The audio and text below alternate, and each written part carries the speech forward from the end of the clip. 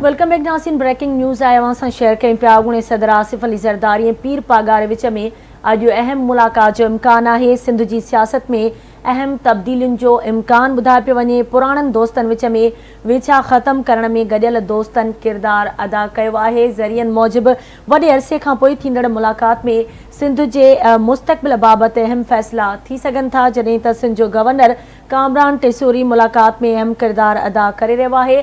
ज़रियनि मूजिब आसिफ अली ज़रदारी पीर सबक़तुल्लाह शराश्ती पुराणा दोस्त आहिनि। अॼु अहम मुलाक़ात थियण जो इम्कान ॿुधायो पियो वञे। अॻूणे सदर आसिफ अली ज़रदारी ऐं पीर पागारे विच में सिंध जी सियासत में अहम तब्दीलियुनि जो इम्कान है। पुराणनि दोस्तनि विच में विछा ख़त्म करण में गॾियल दोस्त किरदार अदा करे रहिया आहिनि। वॾे अरसे खां पोइ थींदड़ मुलाक़ात में सिंध जे मुस्तक़बिल बाबति अहम फ़ैसिला थी सघनि था। सिंध जो गवर्नर कामरान टेसूरी मुलाक़ात में अहम किरदार अदा करे रहियो आहे। आसिफ अली ज़रदारी पीर सबक़तुल्लाह राशिदी पुराणा दोस्त आहिनि। हिकु भेरो ॿीहर तव्हांखे आगाह कयूं पिया। अॻूणे सदर आसिफ अली ज़रदारी ऐं पीर पागारे विच में अॼु अहम मुलाक़ात जो इम्कान है। सिंध जी सियासत में अहम तब्दीलियुनि जो इम्कान है।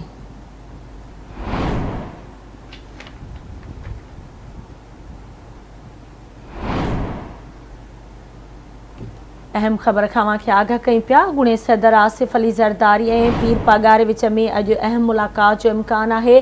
सिंध जी सियासत में अहम तब्दीलियुनि जो इम्कान ॿुधायो पियो वञे। तफ़सील मालूम कंदासीं। कराची में आवाज़ जो चीफ रिपोर्टर गाज़ी झंडीर असां सां लाइन ते मौजूद है। जी गाज़ी झंडीर, छा तफ़सील आहिनि अॼु इन अहम मुलाक़ात थियण जे हवाले सां?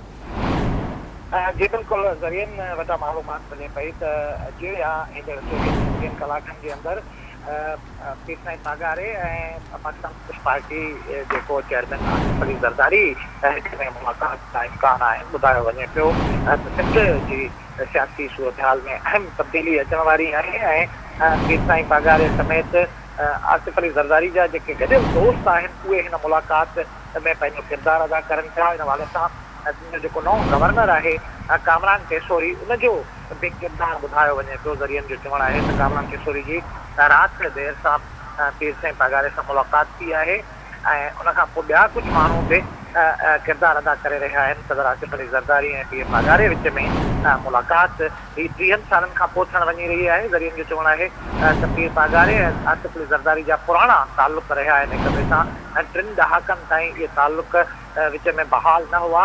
3 ॾहाकनि खां पोइ हाणे इम्कान आहिनि, इम्कानी तौर ते ज़रियनि जो चवणु आहे त ईंदड़ 24-26 कलाकनि अंदरि पीर पागारे ऐं आसिफ अली ज़रदारी विच में मुलाक़ात थिए थी जेका सियासी हवाले सां न रुॻो सिंध पर पाकिस्तान जे सियासी मंज़रनामे ते बि पंहिंजा असर छॾींदी।